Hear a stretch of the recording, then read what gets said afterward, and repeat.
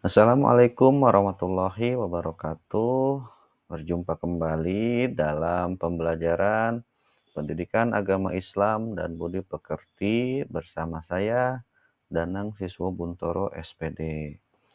Pada materi pembelajaran kali ini, kita akan mempelajari tentang zakat, infak, sedekah, dan hadiah. Adapun tujuan pembelajaran yang akan kita capai pada pembelajaran kali ini yaitu peserta didik diharapkan mampu menjelaskan konsep, hukum, dan tujuan dari zakat, infak, sedekah, dan hadiah. Zakat. Zakat artinya suci, tumbuh, berkembang, dan berkah. Sifat zakat dapat mensucikan harta dan jiwa, serta mengandung nilai positif berupa kebaikan bagi si muzaki atau pembayar zakat dan kemaslahatan ekonomi bagi para mustahik atau penerima zakat. Zakat adalah salah satu rukun Islam yang wajib ditunaikan oleh setiap muslim yang telah memenuhi syarat. Kata zakat dan sholat di dalam Al-Quran ditemukan sebanyak 82 ayat. Zakat merupakan rukun Islam yang sangat penting setelah perkara ibadah sholat. Dalam Quran Surah At-Taubah ayat 103 yang berbunyi, A'udzu billahi minasyaitonir rajim. Bismillahirrahmanirrahim. Khudh min amwalihim shadaqatan tutahhiruhum wa tuzakkihim biha wa shalli 'alaihim. Inna sholataka sakanun lahum. Wallahu sami'un alim. Sadaqallahul azim. Yang artinya, ambillah zakat dari harta mereka guna menyucikan dan membersihkan mereka, dan doakanlah mereka karena sesungguhnya doamu adalah ketentraman bagi mereka. Allah Maha Mendengar lagi Maha Mengetahui. Selanjutnya, infak. Infak merupakan istilah bagi pemberian dalam rangka menunaikan hajat atau kepentingan tertentu. Pemberian uang belanja dari suami untuk kebutuhan rumah tangga, pemberian upah pegawai, dan semacamnya masuk dalam kategori infak.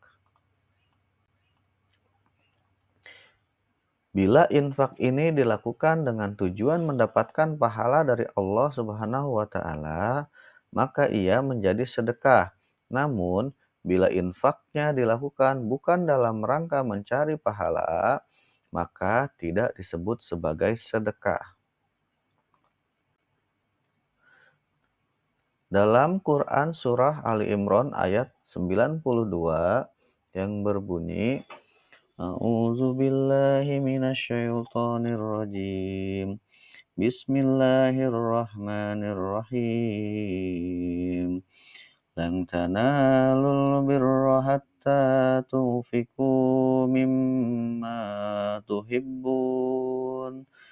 Wa ma tunfiqu min syai'in fa innallaha bihi alim. Shadaqallahul azim. Yang artinya, kamu tidak akan memperoleh kebajikan yang sempurna sebelum kamu menginfakkan sebagian harta yang kamu cintai. Dan apapun yang kamu infakkan, sesungguhnya Allah Maha Mengetahuinya. Selanjutnya, kita akan membahas tentang sedekah. Sedekah mencakup segala macam bantuan dari seseorang kepada orang lainnya dengan motif mencari pahala dari Allah Subhanahu wa Ta'ala. Bentuknya bisa apa saja, waktu dan kadarnya pun juga bebas terserah kepada si pemberinya. Sedekah mencakup zakat sebagai sedekah yang wajib dan mencakup seluruh pemberian yang hukumnya tidak wajib. Bahkan, istilah sedekah juga sering digunakan untuk menyebut segala jenis kebaikan. Hal itu sesuai dengan hadis yang diriwayatkan oleh Bukhari bahwa Nabi berkata, segala kebaikan adalah sedekah. Senyuman yang tulus menyingkirkan batu yang menghalangi dari jalan, membaca tasbih atau wirid, dan segala bentuk kebaikan lain secara agama bisa disebut sebagai sedekah. Tidak ada sedekah yang dianggap tidak sah atau wajib diulang, sebab memang tidak ada aturan khusus. Hanya saja sedekah mempunyai kode etik agar pahalanya terjaga. Di antaranya yaitu harus ikhlas dan tidak diikuti dengan mengungkit-ngungkit. Selanjutnya kita akan mempelajari mengenai pengertian hadiah. Menurut istilahnya, hadiah adalah pemberian yang bertujuan untuk menghormati pihak yang diberi saja. Bila selain motif di atas, juga ada motif mencari pahala dari Allah Subhanahu wa Ta'ala, maka hibah atau hadiah dari satu sisi saja juga bisa disebut sebagai sedekah.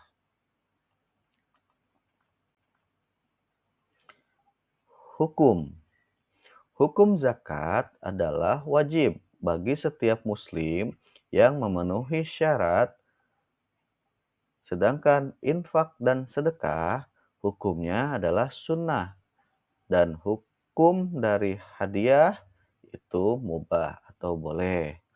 Menunaikan zakat merupakan salah satu bentuk ibadah dan kepedulian sosial terhadap sesama. Syarat wajib zakat. Berikut adalah beberapa syarat wajib zakat. Yang pertama, beragama Islam. Yang kedua, baligh atau dewasa, berakal sehat, merdeka, memiliki harta penuh, ya. Berarti hartanya harus kepemilikan atas si muzaki, mencapai nisab, dan yang terakhir adalah telah berlalu 1 tahun.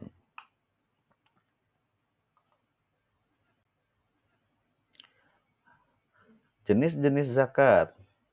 Zakat terdapat 2 jenis, yaitu satu zakat fitrah dan zakat mal atau zakat harta. Zakat fitrah biasanya dikeluarkan pada bulan Ramadan sebagai bentuk pensucian diri. Sedangkan untuk zakat mal dikeluarkan dari harta benda seperti harta kepemilikan emas, perak, perniagaan, dan hasil pertanian.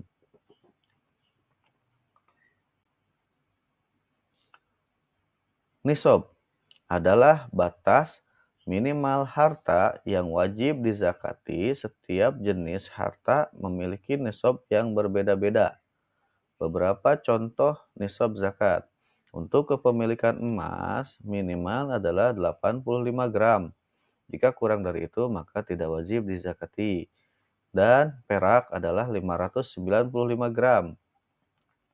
Adapun perniagaan setara dengan nilai nisab emas. Dan ada hasil pertanian sebesar 527 kg untuk pertanian beras. Ya, jika kurang dari nisabnya, maka tidak wajib untuk dizakati. Kemudian kita akan mempelajari mengenai bagaimana perhitungan zakat. Jumlah zakat dapat bervariasi tergantung pada jenis harta yang dimiliki dari setiap muzaki. Adapun berikut contoh penghitungan zakat. Untuk zakat fitrah, itu hitungannya adalah 1 sok atau 3,5 liter beras ataupun makanan pokok lainnya yang disesuaikan pada makanan pokok dari setiap daerahnya masing-masing. Kemudian ada zakat mal. Besaran dari zakat mal atau zakat harta ini adalah 2,5% dari nilai harta yang telah mencapai nisabnya dan telah melewati 1 tahun. Jika tidak mencapai nisab dan melewati 1 tahun, maka tidak diwajibkan untuk zakat.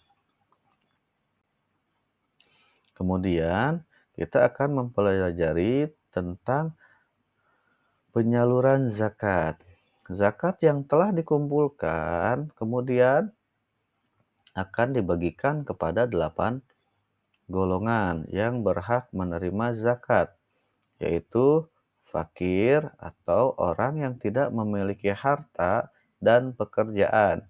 Kedua, miskin, orang yang memiliki harta tetapi tidak cukup untuk memenuhi kebutuhan hidupnya sehari-hari. Ketiga, amil zakat, yaitu orang yang bertugas mengelola dan menyalurkan zakat. Selanjutnya ada mu'alaf, orang yang baru masuk Islam. Dari Rikob atau budak yang ingin memerdekakan diri. Ya, ada gorim atau orang yang terlilit hutang. Lalu ada fisabilillah, orang yang berjuang di jalan Allah. Dan ibnu sabil, orang yang sedang dalam perjalanan dan kehabisan bekal. Dari penjelasan-penjelasan sebelumnya dapat kita simpulkan bahwa zakat memiliki beberapa manfaat sebagaimana yang telah kita ketahui bersama. Zakat memiliki manfaat diantaranya yaitu membersihkan harta dan mensucikan diri, membantu fakir miskin dan orang-orang yang membutuhkan, menciptakan pemerataan kesejahteraan sosial, dan memperkuat rasa solidaritas serta kepedulian sosial.